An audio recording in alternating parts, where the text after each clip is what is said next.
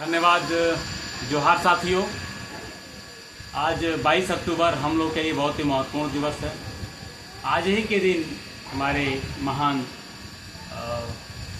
अन्याय और अत्याचार और शोषण के विरुद्ध अपने आवाज़ को बुलंद करने वाले महान क्रांतिकारी कुमराम भीम का जन्म हुआ था। 22 अक्टूबर 1901 को जन्मे हमारे पुरखा पेन शक्ति के रूप में आज हम उनको याद करते हैं।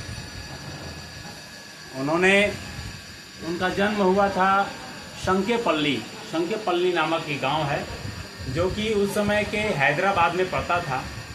और आज वो तो मान लीजिए कि तेलंगाना में पड़ता है, जो राज्य हो गया, तेलंगाना राज्य हो गया है। इसलिए वहाँ की धरती जो निजामों की धरती कही जाती थी और अंग्रेजी हुकूमत के ज़माने में दोनों द्वारा अत्याचार किए जाने पर उन्होंने उस ज़माने में ही आदिवासी, मूलवासी और शोषित पीड़ित लोगों के ताकत बनने का जज्बा बना लिया और उन्होंने अपने उस जीवन काल में वो योद्धा का रूप दिखाया। उन योद्धा के इतिहास को जानना बहुत बड़ी बात नहीं है।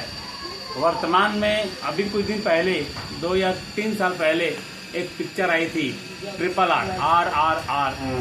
ये RRR पिक्चर आई थी। वो पिक्चर उनकी कहानी को दर्शाता हुआ बताता था कि कुमराम भीम कितने निडर, कितने साहसी और समाज के कितने बड़े रक्षक के रूप में थे। उन्होंने समाज को इतना बल दिया कि आज उनको हम याद करते हैं।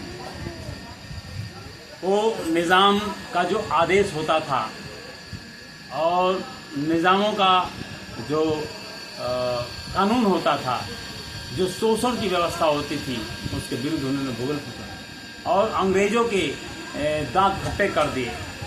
उनकी ही बंदूक से उनको ही मार के भगा देना, उनको परेशान कर देना, उनके दांत खट्टे कर देना बहुत उनके लिए आम बात हो गई।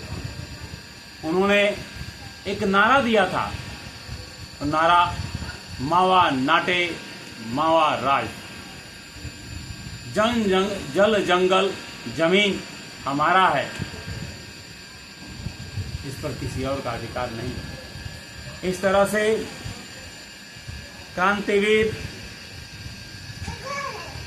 अंग्रेजों के दिलों में दहशत फैला देने वाले उन महान योद्धा को हम शत शत नमन करते हैं, जो कुमराम भीम गोंड जी के नाम से जाने जाते हैं। हम उनको तहे दिल से सेवा जोहार करते हैं, उनको विनम्र विनयान्जलि देते हैं। सेवा जोहार। जय सेवा, जय बड़ादेव, जय गोंडवाना।